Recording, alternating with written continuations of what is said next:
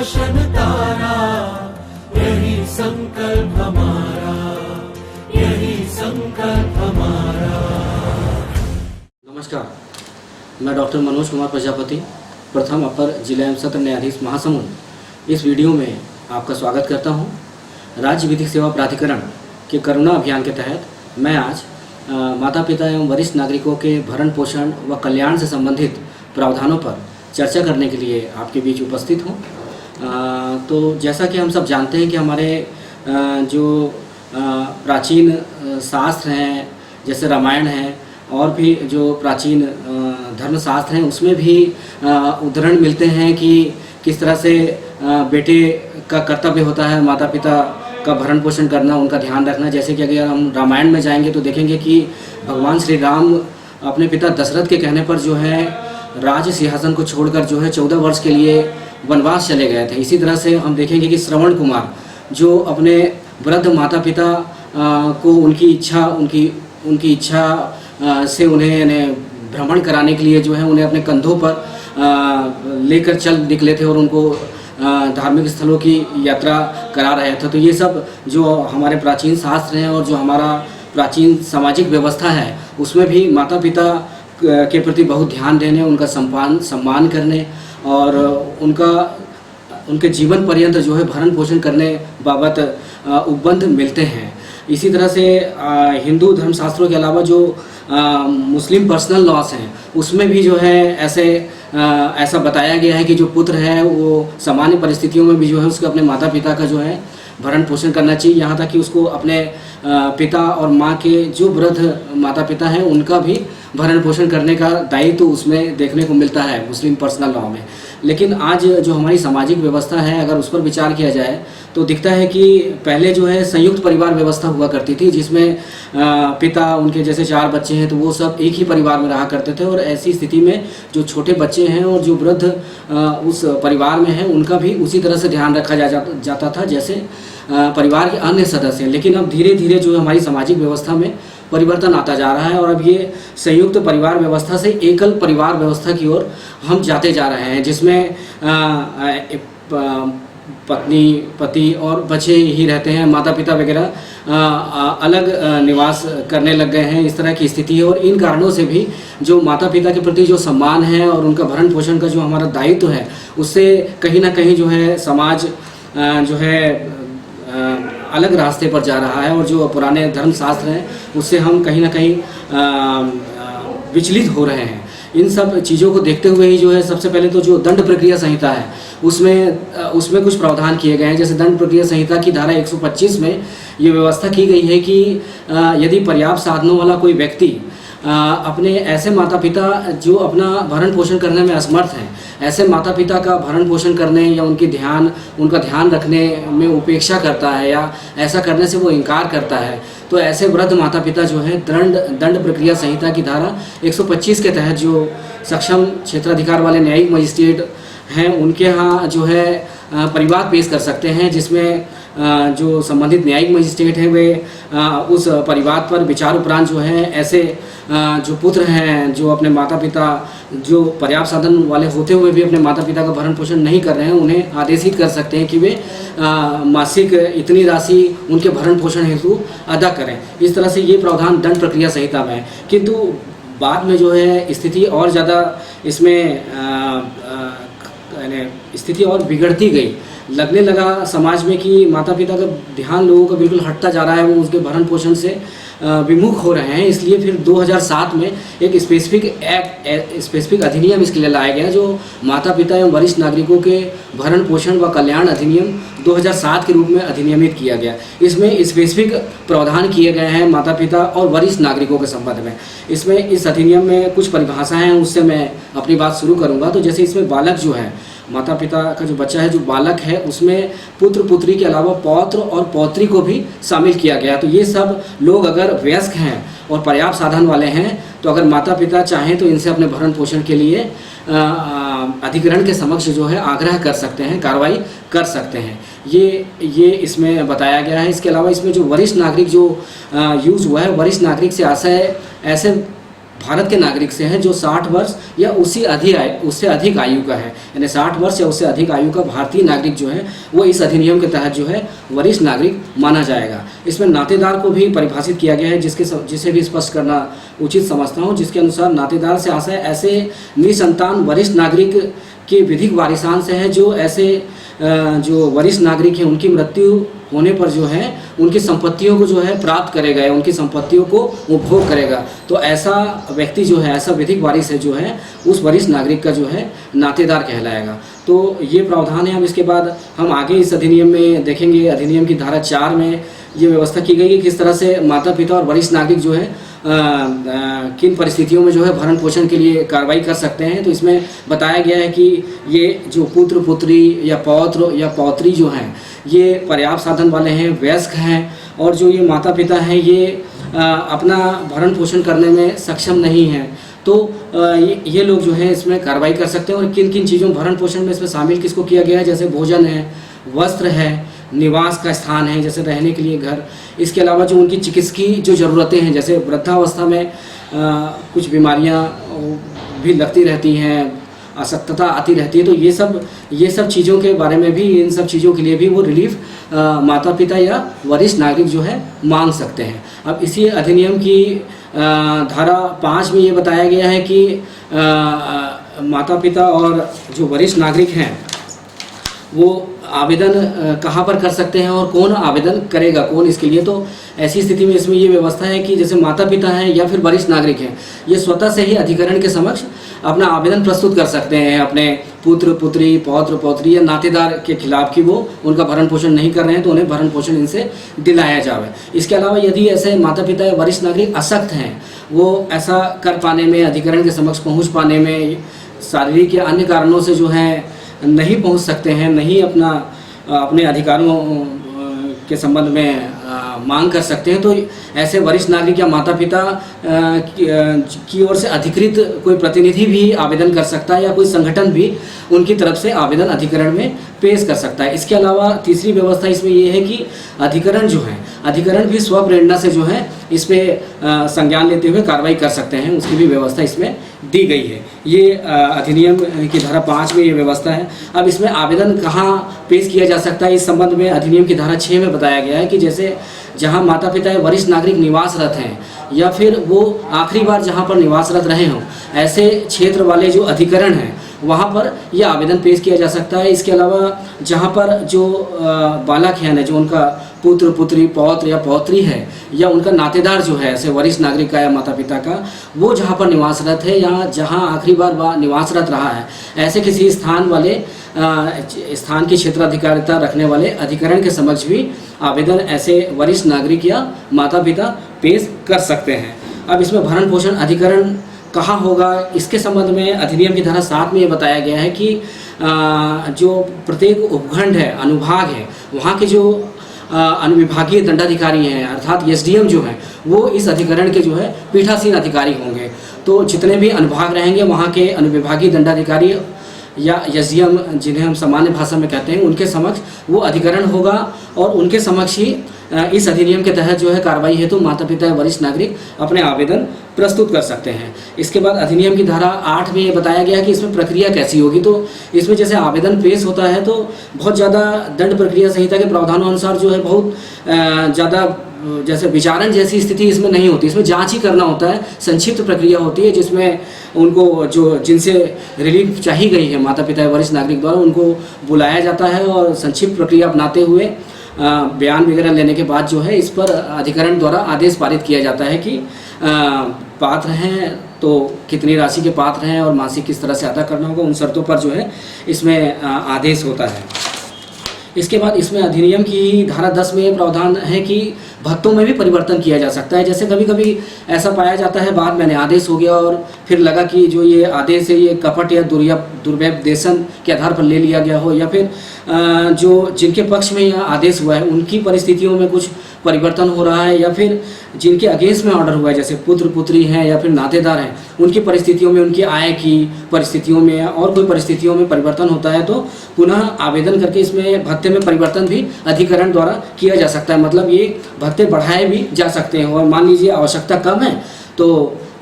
उसको कम करने के संबंध में भी कोई एक पक्ष जो है आवेदन कर सकता है, जिस पर अधिकरण जो है विचार उपरांत जो है आदेश पारित करता है। इसके अलावा इसमें अधिनियम की धारा 12 में व्यवस्था की गई है कि इसमें विकल्प दिया गया है कि ये अलग से एक प्रावधान है। और दंड प्रक्रिया संहिता की धारा 125, जैसा कि मैंने पहले बताया आपको, भरण पोषण के प्रावधान है। तो ये माता पिता या वरिष्ठ नागरिक के लिए तो यही अधिनियम है। माता पिता के लिए जो है वो 125 में भी जा सकते हैं। तो ये उनके विकल्प पे है कि वो किस अधिनियम के प्रावधानों के तहत जो है अपने अधिकारों को जो है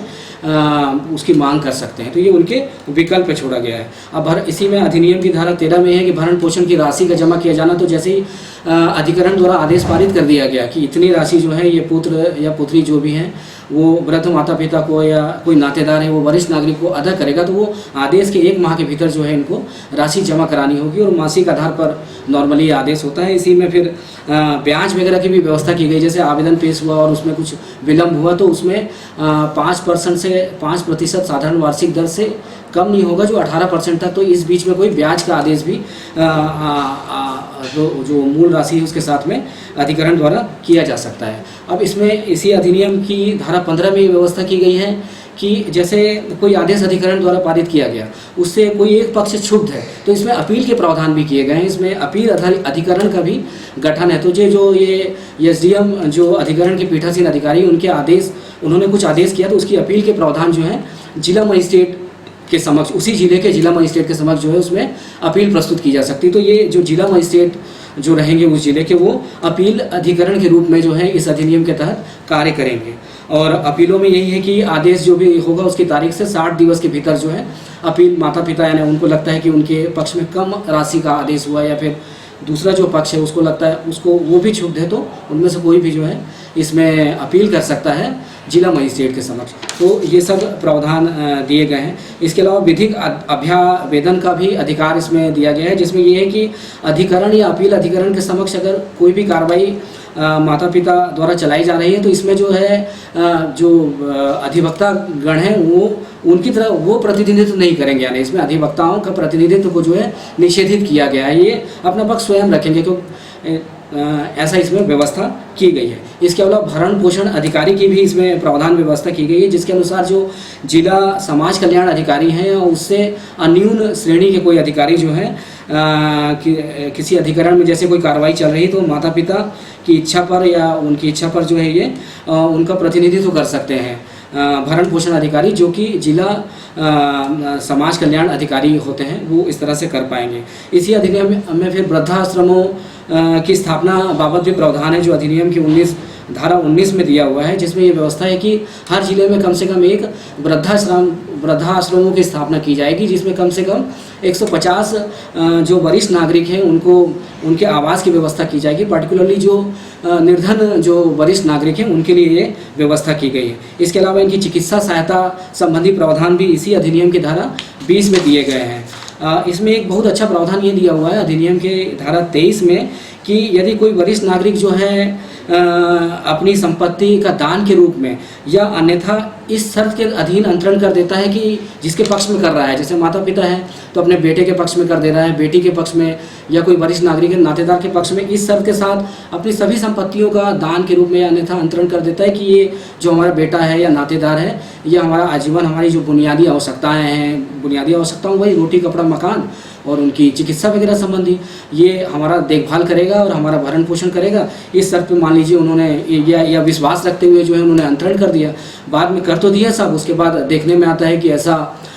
बच्चा जो है या बच्ची है या फिर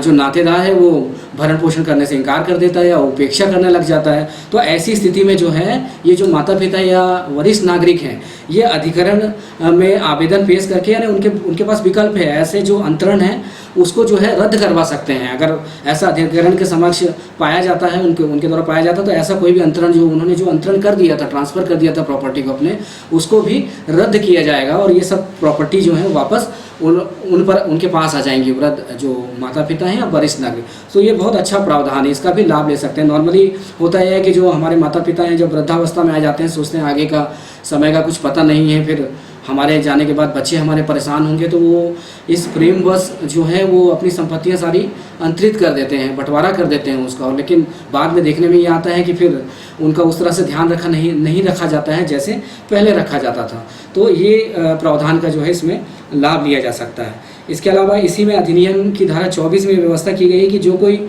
जिसके पास वरिष्ठ नागरिक की सुरक्षा या देखभाल की जिम्मेदारी हो, ऐसा व्यक्ति जो है ऐसे वरिष्ठ नागरिक का पूर्णतया परित्याग करने के लिए उनको कहीं छोड़ देता है, यानी उनको छोड़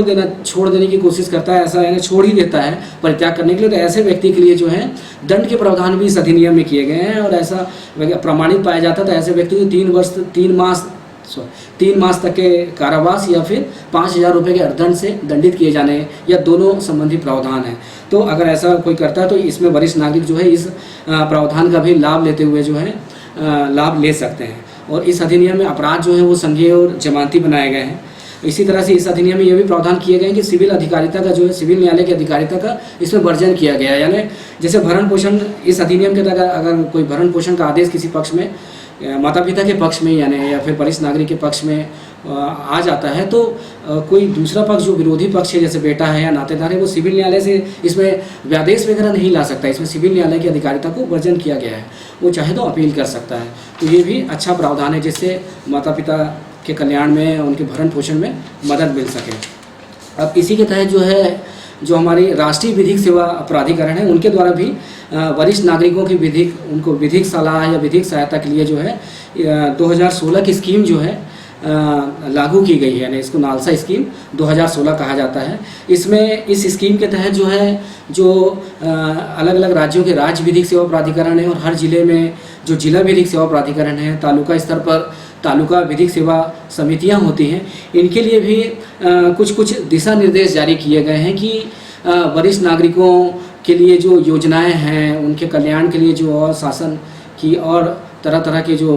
प्रोग्राम होते हैं उनको इन तक कब किस तरह से पहुंचाया जाए, कैसे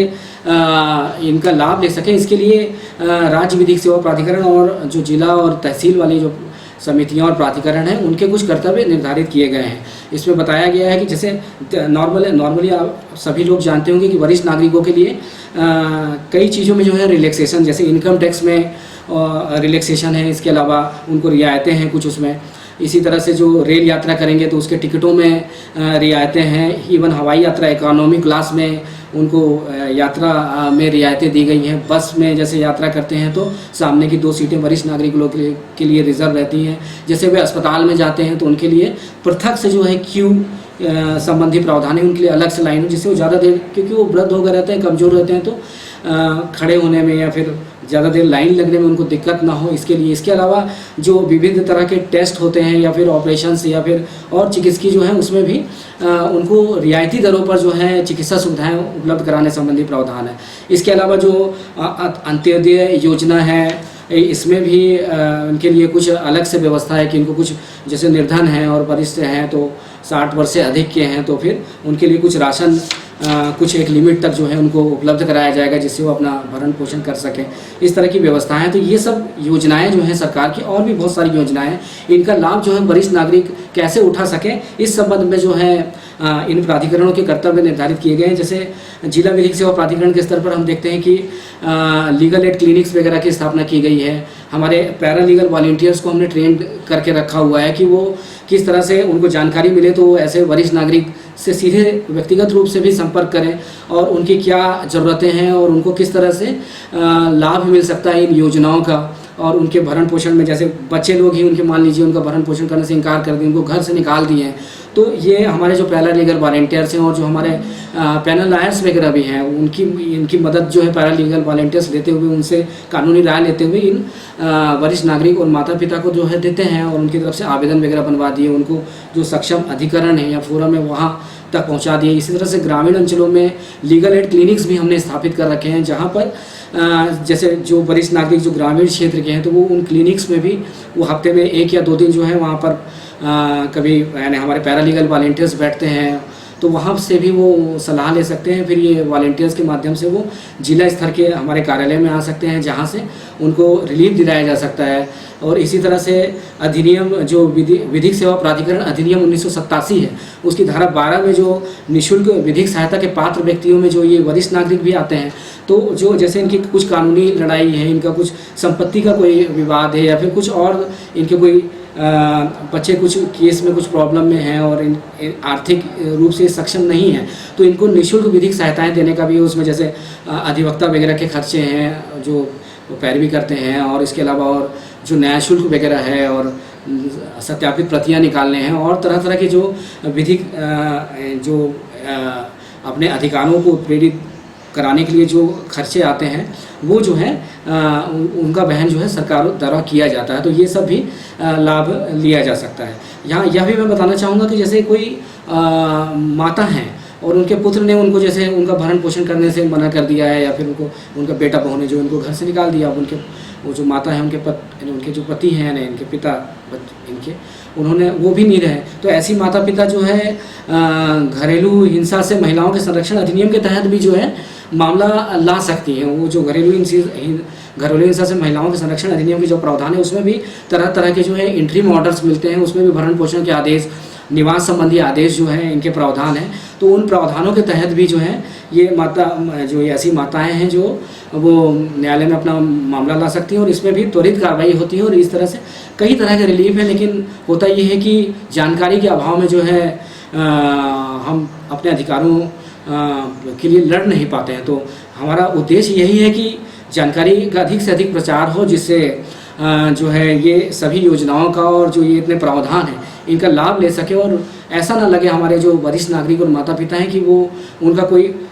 वो असहाय हैं, उनका ध्यान रखने वाला कोई नहीं है। अगर ऐसा कभी भी लगता है तो जो हमारे जिला विधिक सेवा प्राधिकरण है, तालुका विधिक सेवा समिति है, राज्य विधिक सेवा प्राधिकरण है, हम हमेशा जो है